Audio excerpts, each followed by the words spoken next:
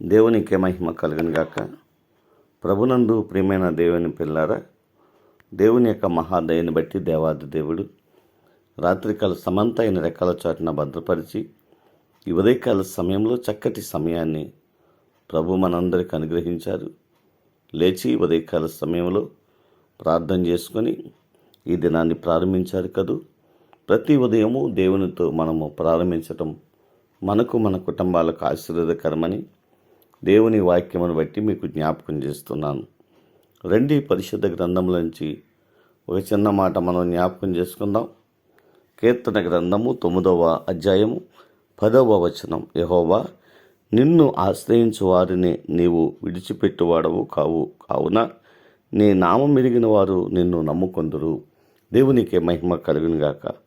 నిన్ను ఆశ్రయించు వారిని నీవు విడిచిపెట్టువాడవు కావు అని కీర్తనకారుడు ప్రభుని స్తుతిస్తున్నాడు. నిజమే ప్రియమైన దేవుని పిల్ల, దేవుణ్ణి ఆశ్రయిస్తే దేవుడు ఖచ్చితంగా విడిచిపెట్టడు. ఎటువంటి బాధలో, ఎటువంటి శ్రమలో, ఎటువంటి దుఃఖములో ఉండి కూడా దేవుని వైపు నువ్వు కన్నీళ్లు కారిస్తే ఖచ్చితంగా నిన్ను ఆశ్రయించిన నిన్ను ఆయన విడిచిపెట్టేవాడు కాదు. యేసయ్య ప్రేమ అంత గొప్పది.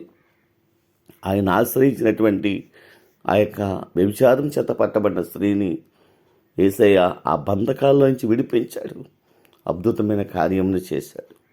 కనుక ఎటువంటి దాంట్లో నువ్వు బాధపడుతున్నా నువ్వు దేవుణ్ణి ఆశ్రయిస్తే మన దేవుడు ఖచ్చితంగా నిన్ను నన్ను కూడా లేవనెత్తగలిగిన వాడు. కనుక నా ప్రియమైన దేవుని పిల్లరి ఉదయకాల సమయంలో దేవుణ్ణి పరిపూర్ణముగా ఆశ్రయించండి. గొప్ప కార్యాలు మీ జీవితంలో చూడగలుగుతారు. అటువంటి విశ్వాస జీవితాన్ని పరిశుద్ధాత్మ దేవుడు మనందరికీ అనుగ్రహించి నడిపించి బలపరుచునుగాక. ఆమెన్. కృపా సత్య సంపూర్ణ కృపామయుడమైన మా దేవానికి వందనాలు, స్తోత్రాలు. ఈ ఉదయకాల సమయంలో మరో చక్కటి మాట ద్వారా మీరు మాతో మాట్లాడినందుకు వందనాలు, స్తోత్రాలు. స్థానిక సంఘాన్ని, గ్రామాన్ని కూడా దీవించండి. మా రాష్ట్రాన్ని జ్ఞాపకం చేసుకోండి ప్రభువా. రాష్ట్ర ప్రజలందరినీ దీవించండి. ప్రతి గ్రామాలను, ప్రతి పట్టణాలను కూడా ఆశీర్వాదకరంగా మార్చండి, దీవెనకరంగా మార్చండి.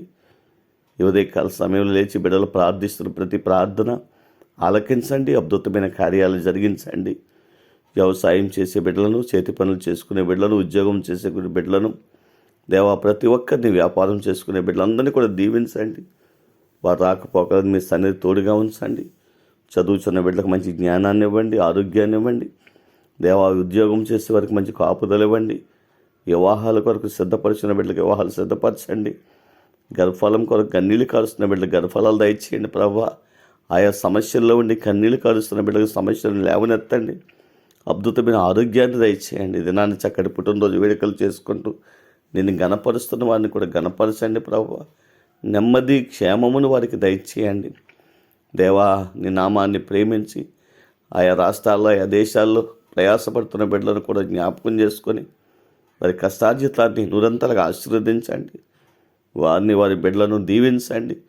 నీ నామాన్ని ప్రేమించి బిడ్డలు చేస్తున్న ప్రతి సత్కార్యములకు రావలసిన నిరంతర ఆశీర్వాదాలు సమృద్ధిగా నీ బిడ్డలకు అనుగ్రహించి మీరే మహిమ పొందమని దేవా, మా దేశాన్ని, ప్రపంచ దేశాన్ని కూడా దీవించమని ఈ ఉదయకాల సమయాన్ని మరొకసారి మీ పాదాలకు అప్పగిస్తూ ఉండగా దీవించి ఆశీర్వదించి నిరంతర ఆశీర్వాదాలు నీ బిడ్డలందరికీ దయచేయమని దేవా, నిన్ను ఆశ్రయించిన ప్రతి ఒక్కరిని మేలులతో ప్రభు నువ్వు తృప్తిపరిచి అద్భుతమైన ఆరోగ్యాన్ని నడిపించి మీరే మహిమ పొందమని యేసు నామములో ప్రార్థించి స్తుతించి ఈ ఉదయకాల సమయాన్ని మీకు అప్పగిస్తూ ఇది నాటి ప్రారంభిస్తున్నాము తండ్రి. ఆమెన్.